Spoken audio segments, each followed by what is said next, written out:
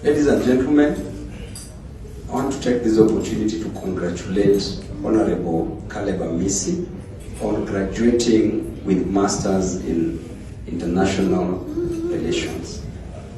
Caleb, you've shown us that it is possible, and the only thing that can replace a book is the next book. Nothing else. Every treasure is hidden somewhere in a book.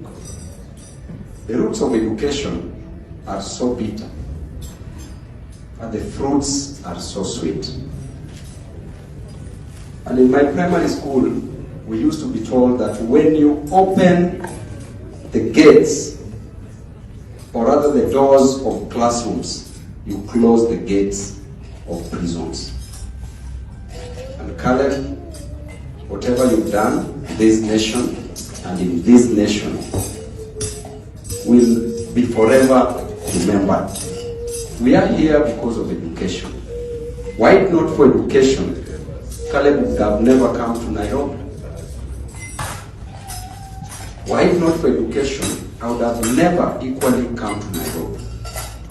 Caleb, you came to Nairobi earlier than myself. I came to Nairobi in the year 2007, and I came basically to gain knowledge for education. And that is why today you can see us here as baskets of knowledge. And Caleb, I know that it is possible. And were it not for education, you'd have never been a member of parliament. And to the parents who are here, friends who are here, let's embrace education. Because this is a great equalizer. Caleb, in the book of Matthew 25, 14 to 30, the Bible reminds us of a master who had 3 servants. The master called his servants and was living to be crowned as a king. To the first servant, he gave 5 minas. To the second servant, he gave 2 minas. And to the third servant, he gave a mina. Went, was crowned as a king, came back and called his servants. The first servant told him, he asked the 3 servants, what did you do with what I gave you? The first servant told him, Master, you gave me 5 minas, I invested, here are 10. And the master gave him 10 cities to manage. The second servant said, you gave me 2, invested, here are 4.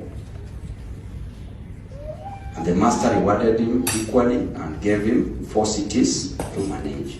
To the third one, he said, my master, you're a person that I knew very well, and I've always known you. And I knew that you have a bad heart. I knew that you would go and come back and ask for your mina. I dug a hole, hid it, and I've decided to remove it, have it back.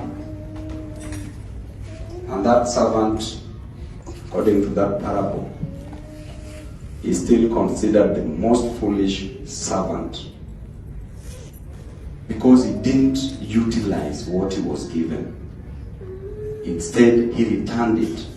That one was taken away from him, and there goes the saying that even the little that you have shall be taken away from you and added unto those who have.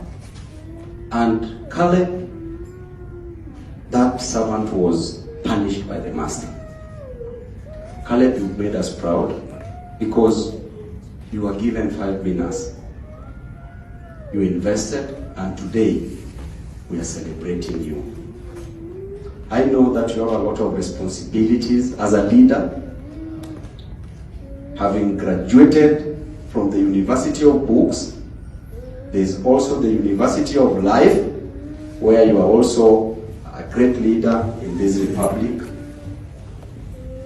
And in the great University of Life, to the leaders who are here, Caleb has been doing an amazing work as a leader. And I say that Caleb, no leader should ever be elected as long as you are a stupid leader.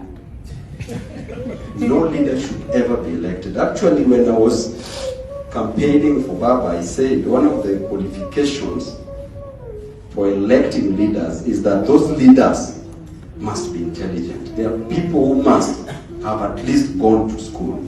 And if you look at the history of anybody who didn't go to school, they have not delivered anywhere in this nation, Caleb. But you are ranked as among the best members of parliament in this nation. And that is why you've made us proud.